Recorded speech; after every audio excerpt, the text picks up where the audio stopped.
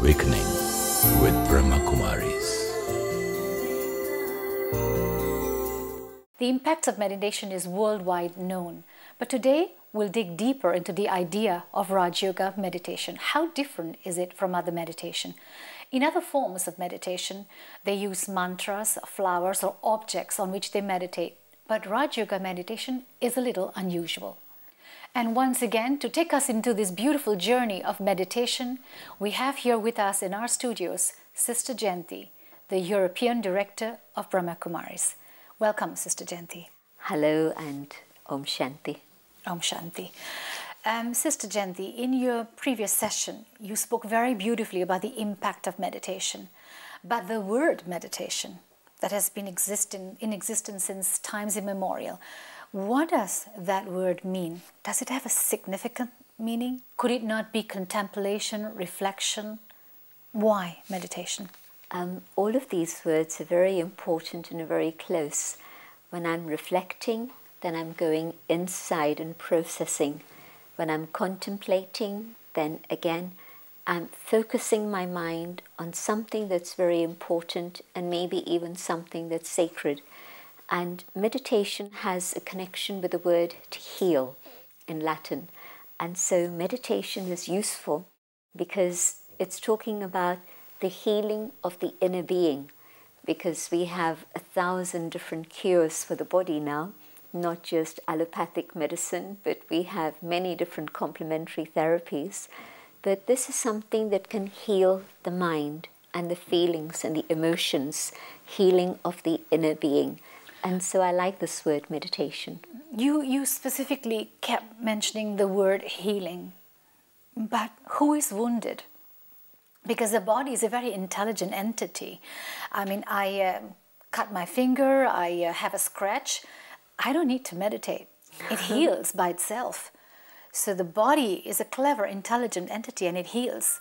So who is wounded that needs healing? This inner being, where is it? It's true that when something happens to the body, we can see it, but it's not the body that's actually feeling the pain of whatever it is that's happened to the body. It's actually something within that's experiencing that pain. And the being that's within is what I would use the word soul. It's called Ruh, Spirit, Atma, different names for that invisible, non-physical, metaphysical being, the soul. And for example, when the soul has left the body at the time that we describe as death, then you even burn the body or you bury it under 6 feet of earth and they won't feel any pain. There won't be any pain because that which is actually feeling, that's the inner being, the being that I describe as the soul.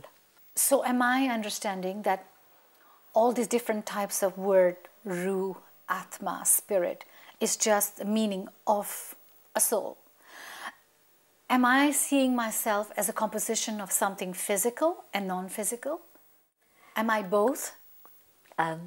Usually we don't think about the invisible and the non-physical. We just identify with the physical form. We look into the mirror and we see a woman and we see the age. So gender and age jump at us instantly, but also color of skin or race, nationality. And then depending on the clothes you wear, I put you into a box that says you are X, Y, or Z. And so all of these things influence my own vision of myself, but also they influence the way in which I see others. And so we're very much locked into a box, which is the box of this body. But if I may say, when you go out to introduce yourself, you have to use your physical identity. You have to say, your family name, your nationality, your place of birth, your origin, all that stuff. This is coming totally into a physical, that identity is me. When somebody tells me that this is your name, and this is your place of birth, and this is your age, and what I'm seeing is this person in front of me, how much do I really know you? And when I hear your name and I think that, this person was born in such and such a place, something goes tick, tick, tick, tick, tick in my mind, and I have certain impressions which may or may not be correct. And again, when I hear the word driver and woman, and I put those things together. Yeah, women are not good drivers. Well, and that may be true for some, but actually what they've discovered is that, now I hope nobody thinks I'm being a feminist or I'm being discriminatory, but actually the research of results in a recent survey were that men have more accidents than women. Yes, I agree. And so, but you can see how we put things into a box. And so, how much do I know about that being that you are? When I hear your name, or I hear of your place of birth, or any of those things, I know nothing at all about you. Except the label that I put on you, or the label that you give yourself. That's right. And all of those things are very, very constricted and restricting. And they're not real. They're very artificial. They're very false. And the thing is that we've come to believe them. And we restrict ourselves and we restrict our possibilities because of those labels. I'll give you an example. When I was 18, I was told that women can do this, women cannot do this. And fortunately, I was being educated in London. I'd lived there since I was a little child. And so my mind refused to accept those labels. I wasn't yet a meditator, but I reacted very strongly when people told me, you're a girl, you can do this, you're a girl, you cannot do this. And I just had a very internal, deep resentment, I could say, not just a reaction, but a resentment. Okay, that was in the 60s. And I think we've come a long way away from that. And yet on many subtle levels, we do identify with things. And so the clothes you wear, again, instantly, there are certain images and impressions that come to my mind, and I behave with you according to that. The car that you drive, again, you see the car and you've created an image of the person according to that. And a bit of it may be true, but most of it very certainly isn't true. So you mean to say when we take away the layers of all these labels and boxes and visible things in front of us, you actually go to the basic of it and discover that each one is an entity called soul? When I start stripping away the layers of the things connected with this body, the place of birth, the gender, the age, the race, the religion, I go deeper inside, then I'm beginning to see who I truly am. But also the external things, the position that I hold. Today I hold a position. Tomorrow it might be taken away from me. Or tomorrow I may decide I don't want that position anymore. So does my identity disappear because that position has gone away? Naturally, wouldn't it? I mean, that is what I am known for. That is my identity. I am a housewife, or I am the wife of Mr. So-and-so. When I am no longer his wife... Does that mean you disappear? You don't disappear. No, I don't. You still have an identity which is your own. Or the other situation, before you married this particular individual, did you not exist? Yes. You yes. of course existed. And so you have an identity which is quite separate from that which is related to another human being, or that role that you play in this particular company or this particular organization. I am me, even when I stop being the European coordinator of the Brahma Kumaris. At least I hope I'll still be me. Mm-hmm. And of course I should be me. And so all of these labels are very, very temporary. But the problem is that we identify so deeply with those labels that when that label is removed from us by circumstance, by situation, then we feel bereft, we feel lost. I'll give you an example. In Britain today, most people have at least 3 different careers in their lives. Yeah. And 20 years ago, 30 years ago, you started a career and that would go on till the time that you retired. And maybe that's the situation everywhere in the world, including India now, that you start a first career, but that comes to a halt and you have to reinvent yourself, and there's something else, and there's something else. Now imagine, here I am, I'm fired from my job, and I say, but that's who I am. I'm no longer that. What do I have? I have You're nothing. lost. And so that's the situation of many people today, because they haven't bothered to look behind that layer, which is the layer of position, or another thing that people get stuck with, and that is possessions. I spoke about car. Now here's a situation. Just imagine I've got this beautiful shining car and somebody smashes into it, or maybe even just dents it a little. And it's as if I have been physically hurt. Wounded. Now this is just a physical piece of metal. It's just some wheels to get me from A to B. But in my imagination, this is me. This is my identity. And so it feels as if I have been hurt inside. And my reactions are very aggressive and violent. And I'm ready to fight with that person. Absolutely. So the analogy, if I may correctly say it, it's like I am a person, I am a tree with many branches. These are the branches of the different roles that I play in a single day. Mm-hmm. So if one branch of myself being a wife is not successful, or this branch of myself being a career woman is not successful, I don't have to break. Mm-hmm. I still stand strong because I am that tree and these are just my branches. So this is the soul, this constant entity. Yes, that's a very beautiful example. And in fact, even if a branch breaks, that doesn't mean that it's the end of the tree, but also it doesn't mean that it's the end of that branch.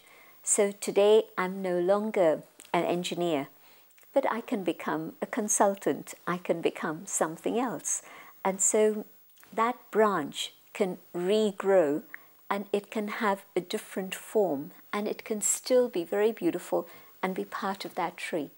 I find it's quite a feeling of security in a way that the only thing that changes are the roles that you play, but you are constant, that you are always there.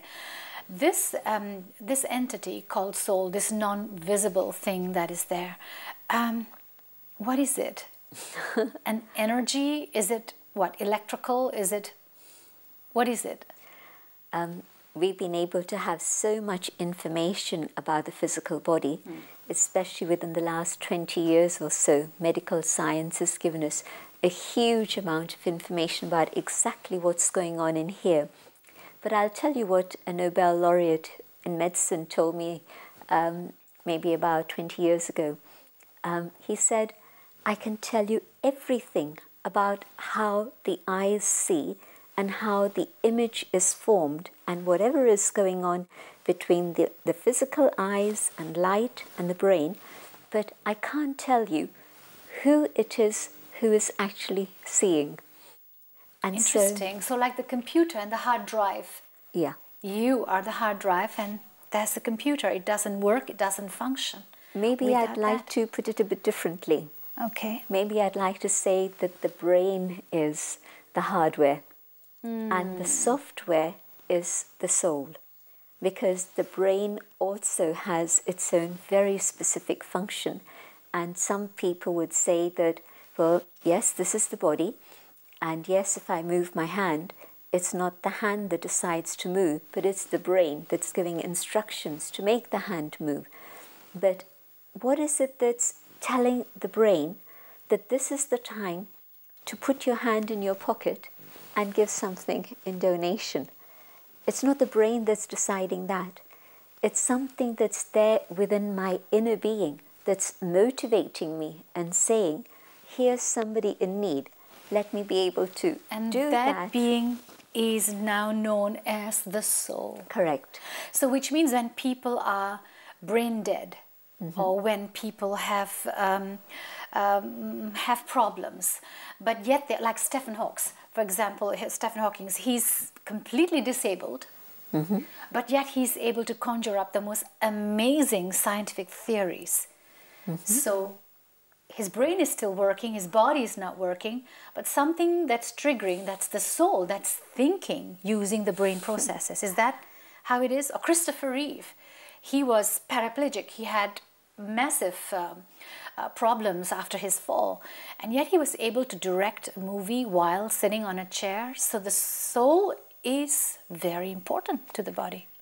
Stephen Hawking is an interesting example because he actually doesn't believe in anything beyond the brain. But I believe that there's something that's making the brain function also. And so there's that invisible, non-physical, metaphysical being, which is the living being, the being that resides here in the center of the forehead, just in front of the brain, just in front of the pineal gland. And that is the trigger of whatever it is that's happening through the brain and through the physical body, which is why, say for example, when there's somebody who's in a coma, now the brain is also not functioning normally and everything is absolutely still. And yet I've been in that situation where I've met a couple of people who, when you speak to them, you can see that they're responding to the person who's speaking to them. Whilst in coma. That's right. The doctors are able to say that, yes, we've been able to see that there's a response. And so the soul is there. It's trapped in that situation. It's not able to express itself, but it's still able to receive your thoughts, receive your words, and respond to them in a certain way. And so soul, brain, body. Now the soul is that which is the software. The brain is that which is the hardware. And that is what is making the physical body move. And I was just recently at a gathering of scientists in the UK. And within that we had people from many different disciplines. And the latest area of research is in the area of consciousness. And consciousness which is separate to the physical body or even the physical brain. And so they've been able to see how the brain cells are even able to reform. About 10 years ago, they thought that even the brain couldn't reform, but now they've been able to see that there's a plasticity that's able to make the brain reform. And any part of the body is also, in that way, has that plasticity. But beyond that, there's that being which is the soul. And you might have heard of something called the near-death experience. Yes, but before we jump into near-death experience, because it's a very important aspect of the continuity of a soul in that. You spoke about the various aspects of the soul, but the idea of coma, when a person is in coma. What about when a person is under surgery, is under anesthesia? What happens to that living being? Most times, that living being is in Resting? a state of sleep. That's Really? right. Sleep. But alive? Oh, yes. Constantly alive? Oh, yes, definitely. This is why they're monitoring the breathing, they're monitoring the blood pressure. Yes, so actually. all of that is going on. But in fact, sometimes what happens is that, especially on the surgery table, and this is now again recent, within the last 25, 30 years, prior to that, when somebody under surgery died, that was it, they're gone. But now they have a lot of techniques to be able to revive people. And so what people have come back and reported with is to say that they were out of the body, or their consciousness was out of the body, and they were able to see and hear whatever it is that the surgeon and the nurses and the staff around them were saying. And when they've been able to come back and speak of it, they speak about all the medical things that were going on that as a layperson they would have no information about at all. And so yes, the near-death experience fits in absolutely with what you're talking about. They're able to see, they're able to hear, but they are not able to speak. because their physical body is out of action at that moment, but the soul is completely aware and is able to understand everything that's going on, and in certain cases is able to come back and report and tell us. Sister Jayanti, so far what's very clear is that we know a soul is a soul. It is a non-physical entity. It plays all the different roles. All along, without this concept that the soul and the body are separate, we usually, the cart and the horse, we put the cart with all its labels and goods on it, and then the horse at the back. Now it's reverse. We put the horse, which is the soul, in front, and then comes with it the activities of the soul. Tell us more about this entity. I would say that the soul is absolutely minute. Has no weight? No. When people have tried to catch the soul at the point of departure, when there's death, they can't find anything. They're not able to capture it. And it makes sense, because if it was something physical that had weight, length, width, breadth and height, then at some point medical science would have been able to give us the technology to be able to discover it and tell us about it. So it's the body that's tall or short, fat or thin. Yeah. The soul is free from all this dimension. Yeah. And it occupies a space, and yet it's weightless. Yeah. And even the space it occupies is, in a sense, non-spatial, in that if you were to explore the brain, you wouldn't say that right here in front of the brain there is this place, which is the soul. But I would say that you can understand the soul, and more importantly, you can experience the soul. You can't find it by any external method of technology. And so my experience of all these years is that I can't prove to anybody that a soul exists. And in a scientific world, proof is the most important thing.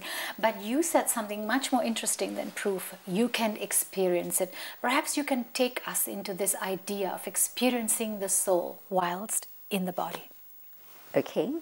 I'm going to ask you to sit with both feet on the ground so that the body is more balanced. And normally we would meditate with our eyes open. And the only way to experience the soul is by going inside in silence. But when I meditate and I'm speaking at the same time, to be able to guide others into that meditation, my eyes tend to close. I'm sorry. But don't follow me.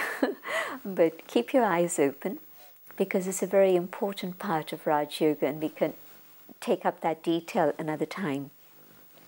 But try just looking straight ahead, not staring at anything or not fixing your gaze on anything, but just gently rest your gaze in front. Within this physical body of mine, there is another being. The being that I am. The being that uses this physical body to express itself. I want to discover my original personality. I've acquired many experiences. I hold many memories. But is there something within me which is forever? I go deep within. And in this inner journey, I come to the core of my being. And there's a sense of stillness within.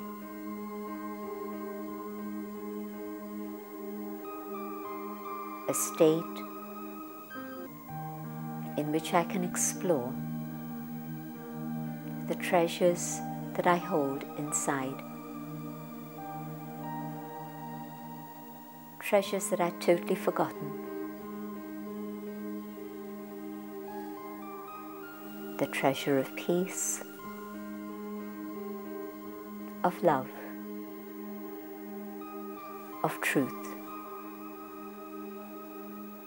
All this is within I, the inner being. This is who I am.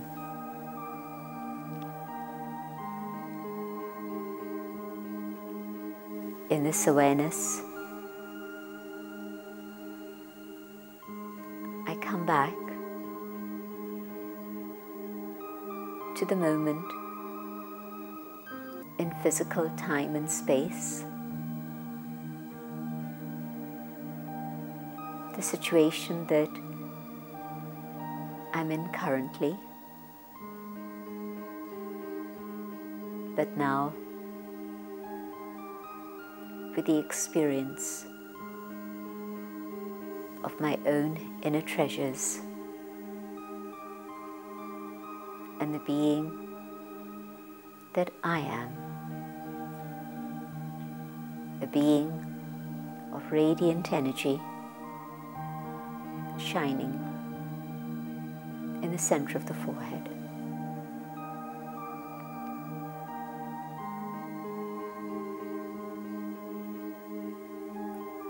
Thank you. That was a very peaceful feeling.